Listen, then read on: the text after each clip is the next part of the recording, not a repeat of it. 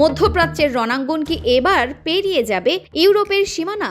ইরানের ওপর হামলা অব্যাহত থাকলে যুদ্ধ আর শুধু ইরান, ইসরায়েল কিংবা মধ্যপ্রাচ্যের মধ্যে সীমাবদ্ধ থাকবে না। ইউরোপের মাটিতে থাকা মার্কিন সামরিক ঘাঁটিও এবার হামলার লক্ষ্য হতে পারে। এমন বিস্ফোরক হুঁশিয়ারিতে নতুন করে উত্তপ্ত হয়ে উঠেছে আন্তর্জাতিক অঙ্গন। তেহরানের সম্ভাব্য টার্গেটের তালিকায় উঠে এসেছে বুলগেরিয়া ও সাইপ্রাসে থাকা মার্কিন সামরিক স্থাপনার নাম। ফলে প্রশ্ন উঠছে, মধ্যপ্রাচ্যের সংঘাত কি এবার ইউরোপের আকাশেও যুদ্ধের নতুন অধ্যায় তৈরি করতে যাচ্ছে? যুক্তরাজ্যের ফাইন্যান্সিয়াল টাইমসের এক বিশেষ প্রতিবেদনে দাবি করা হয়েছে, ইউরোপে থাকা মার্কিন সামরিক লক্ষ্যবস্তুতে হামলার নীতিগত সিদ্ধান্ত নিয়ে ভাবছে ইরান। প্রতিবেদন অনুযায়ী সম্ভাব্য লক্ষ্যবস্তুর মধ্যে রয়েছে বুলগেরিয়ার বেজমের বিমান ঘাঁটি এবং সাইপ্রাসের বিভিন্ন সামরিক স্থাপনা। বেজমের ঘাঁটিকে গুরুত্বপূর্ণ মনে করা হচ্ছে কারণ সেখানে মার্কিন ড্রোন পরিচালনা এবং রিফুয়েলিং কার্যক্রমের সঙ্গে সংশ্লিষ্টতা রয়েছে বলে প্রতিবেদনে উল্লেখ করা হয়েছে।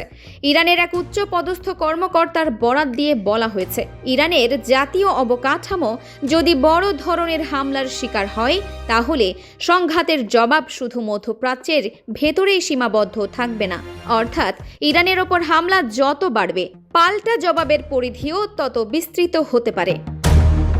আর সেই জবাবের অংশ হিসেবে ইউরোপে থাকা মার্কিন সামরিক স্থাপনাগুলো হামলার আওতায় আসতে পারে। তবে এখানেই শেষ নয়। সংঘাত আরও ভয়াবহ পর্যায়ে পৌঁছালে হরমুজ প্রণালীর তলদেশ দিয়ে যাওয়া গুরুত্বপূর্ণ সাবমেরিন ফাইবার অপটিক কেবল বিচ্ছিন্ন করার পরিকল্পনাও তেহরানের বিবেচনায় রয়েছে বলে দাবি করা হয়েছে। এই কেবলগুলো আন্তর্জাতিক যোগাযোগ ও ডেটা আদান প্রদানের জন্য অত্যন্ত গুরুত্বপূর্ণ। ফলে এমন কোনো পদক্ষেপ নেওয়া হলে শুধু সামরিক যোগাযোগ নয়, আন্তর্জাতিক ইন্টারনেট ও অর্থনৈতিক যোগাযোগ ব্যবস্থাতেও বড় ধরনের প্রভাব পড়তে পারে। এদিকে উপসাগরীয় দেশগুলোর জন্য কঠোর বার্তা দিয়েছে ইরান। ইরানের সশস্ত্র বাহিনীর chief of staff major general Ali Abdollahi বলেছেন, কোনো দেশ যদি মার্কিন বাহিনীকে তাদের ঘাঁটি, বিমান ক্ষেত্র বা সামরিক সুবিধা ব্যবহারের সুযোগ দেয় তাহলে তেহরান সেই দেশকে যুক্তরাষ্ট্রের যুদ্ধ সঙ্গী হিসেবে বিবেচনা করবে। ইরানের যুক্তি, স্বাগতিক দেশের অনুমতি ছাড়া কোনো মার্কিন বিমান কিংবা রিফুয়েলিং ট্যাঙ্কার সেখানে অবস্থান করতে পারে না। তাই মার্কিন সামরিক বাহিনীকে সহায়তা করা মানেই ইরানের বিরুদ্ধে অবস্থান নেওয়া। এই বক্তব্যের ফলে উপসাগরীয় দেশগুলোর উপরও নতুন করে কূটনৈতিক ও সামরিক চাপ তৈরি হয়েছে। এর মধ্যেই সংযুক্ত আরব আমিরাতকে ঘিরে তৈরি হয়েছে নতুন উত্তেজনা।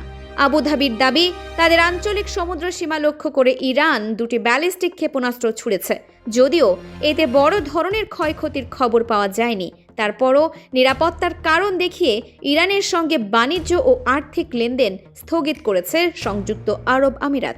তবে ক্ষেপণাস্ত্র হামলার এই অভিযোগ সরাসরি প্রত্যাখ্যান করেছে তেহরান। ইরানের দাবি, অভিযোগটি মিথ্যা এবং উস্কানিমূলক। ফলে একদিকে ইরান ও যুক্তরাষ্ট্রের সরাসরি সংঘাত, অন্যদিকে উপসাগরীয় দেশগুলোর নিরাপত্তা উদ্বেগ, সব মিলিয়ে পরিস্থিতি ক্রমেই জটিল হয়ে উঠছে। বিশ্লেষকদের সবচেয়ে বড় উদ্বেগ এখন যুদ্ধের পরিধি নিয়ে। যদি ইউরোপে থাকা মার্কিন সামরিক ঘাঁটিতে হামলা হয় তাহলে যুক্তরাষ্ট্রের পাল্টা প্রতিক্রিয়া কি হবে? ন্যাটো কি তখন কোনোভাবে এই সংঘাতে জড়িয়ে পড়বে?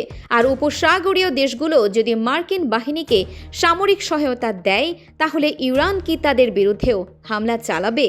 এই প্রশ্নগুলোর উত্তরই নির্ধারণ করতে পারে আগামী দিনের পরিস্থিতি। কারণ মধ্যপ্রাচ্যে একটি সংঘাত যখন একাধিক দেশ ও সামরিক শক্তিকে জড়িয়ে ফেলতে শুরু করে তখন সামান্য একটি ভুল সিদ্ধান্তও বড় ধরনের আঞ্চলিক সংকট তৈরি করতে পারে।